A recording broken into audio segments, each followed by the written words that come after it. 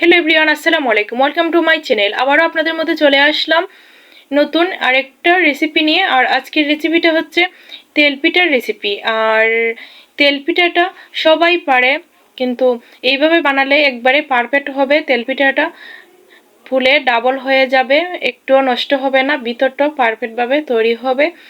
আর এই তেলপিঠাটা বানাতে খুবই সহজ, আর আপনাদের মধ্যে আমি শেয়ার করতেছি। আশা করি আপনাদের ভালো লাগবে আমার তেলপিঠার রেসিপিটা।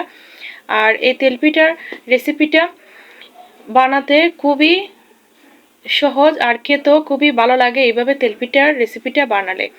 ওইদিকে আমি একটা বোল নিয়েছি, আর বোলের মধ্যে আমি দিয়ে দিতেছি 2 কাপ ভিজা চাউলের গুঁড়ি আর স্বাদ মতো লবণ। আর তার সাথে আমি এড করেছি মেজারমেন্ট সাইজের কাপ দিয়ে 1 কাপ সুজি। আর লবণটা দিলে মিষ্টির ব্যালেন্সটা ঠিক রাখে, তার জন্য আমি লবণটা দিয়েছি। আর তার সাথে আমি সুজি ইউজ করেছি। সুজিটা দিলে পিঠাটা খেতে ভালো লাগে আর পিঠাটা সফট হয়, নরম হয়, তার জন্য। আর এদিকে আমি খেজুরের গুড় নিয়েছি। খেজুরের গুড়টা আমি গুঁড়ো করে রেখেছিলাম। আমি মেজারমেন্ট সাইজের কাপ দিয়ে 3 কাপ খেজুরের গুড় আমি দিয়েছি। আর যেহেতু তেলপিঠা, আর তেলপিঠাটার মধ্যে মিষ্টি না হলে আমার কাছে ভালো লাগে না, তাই আমি মিষ্টিটা বেশি দিতেছি। আমি 3 কাপ মেজারমেন্ট সাইজের কাপ দিয়ে গুড় আমি এড করেছি। আর এখন আমি কুসুম গরম পানি নিয়েছি। আমি একটা আঙ্গুল দিয়ে, যাতে আঙ্গুলটা সয় করে, এইভাবে আমি কুসুম গরম পানিটা নিয়েছি। আর কুসুম গরম পানি দিয়ে আমি অল্প অল্প করে আমি ব্যাটারটা তৈরি করে নিতেছি তেলপিঠার। আর ভিজা চাউলের গুঁড়ির মধ্যে একটু সাবধানতা অবলম্বন করে পানিটা দেওয়া লাগে। ভিজা চাউলের গুঁড়ির মধ্যে পানিটা খুবই কম লাগে। আর আমি অল্প অল্প করে পানি দিয়ে আমি ব্যাটারটা তৈরি করে নিয়েছি। আর এদিকে আমি একটা চামচ দিয়ে এভাবে এখন একটু নেড়ে ছেড়ে আপনাদেরকে দেখিয়ে দিতেছি। আর এইভাবে একটু ভালো করে নেড়ে ছেড়ে নিব চামচটা দিয়ে। আর আমি চামচটা দিয়ে নেড়ে ছেড়ে নিলে ভালো হবে।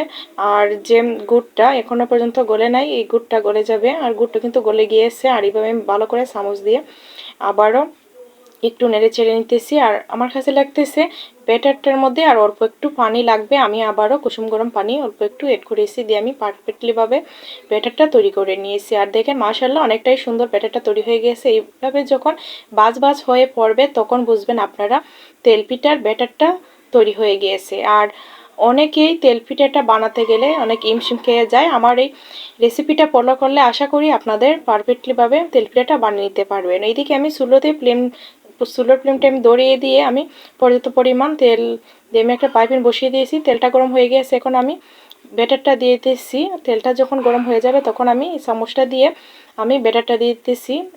তেল পিঠার জন্য আমি ব্যাটারটা দিয়ে দিলাম। আর এই চামচটা দিয়ে দিলে সবটি পিঠা কিন্তু একই সাইজের হবে আর দেখতেও ভালো লাগবে, তার জন্য আমি চামচটা দিয়ে দিতেছি। আর আমার পিঠাটা দেখেন একটা সাইজ হয়ে গিয়েছে, আমি উল্টিয়ে দিতেছি। আর অনেকটাই সুন্দর লাগতেছে, দেখেন ফুলে ডাবল হয়ে গিয়েছে, পিঠাগুলো কত সুন্দর লাগতেছে। আর এইভাবে আমি এক এক করে সবগুলো পিঠে আমি তৈরি করে নিব।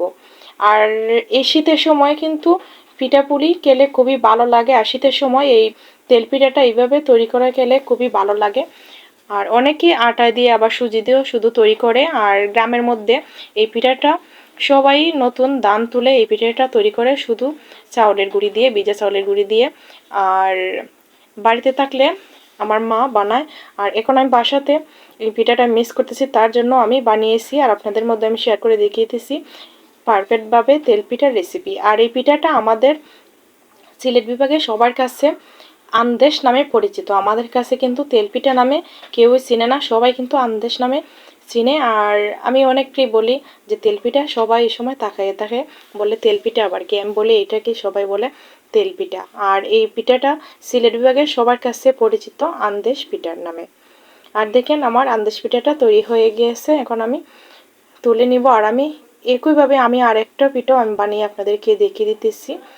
আর পিঠাটা যদি না হয় তাহলে কিন্তু মনটা ভেঙে যায় আর ভালো লাগে না, আর পিঠাটা খেতেও ভালো লাগে না, আর নিজের কাছেও ভালো লাগে না। আর এইভাবে পারফেক্টলিভাবে পিঠাটা হলে খুবই ভালো লাগে। পরিবারের সবাইকে ভালোভাবে পিঠাটা বানিয়ে দিলে সবাই খুশিও হয়ে যায়। আর আশা করি আপনারা আমার এই রেসিপিটা ফলো করলে আপনাদের তেলপিঠাটা পারফেক্টলিভাবে বানাতে পারবেন। আর আমি এক এক করে সবগুলো পিঠাই আমি বানিয়ে নিয়েছি অফ ক্যামেরা। এইদিকে আমি আপনাদেরকে পরিবেশন করে দেখিয়ে দিতেছি। দেখেন মাশাআল্লাহ আমার অনেকগুলো পিঠাই তৈরি হয়ে গিয়েছে। আমি অনেকগুলো পিঠাই তৈরি করে নিয়েছি, আপনাদেরকে আমি দেখিয়ে দিচ্ছি পিঠাটা কেমন হয়েছে সফট আর ভিতরটা কেমন হয়েছে। আমার কিন্তু পিঠার ভিতরটাও পারফেক্টলিভাবে হয়েছে। আমি আপনাদেরকে একটা ভেঙে দেখিয়ে দিতেছি। আর এইভাবে তৈরি করলে 100% গ্যারান্টি যে আপনারা পিঠাটা পারফেক্টলিভাবে বানাতে পারবেন। আর আপনাদেরকে আমি একটা চিড়ে দেখিয়ে দিতেছি কেমন হয়েছে। সবাই ভালো থাকবেন, সুস্থ থাকবেন। আল্লাহ হাফেজ। আসসালামু আলাইকুম।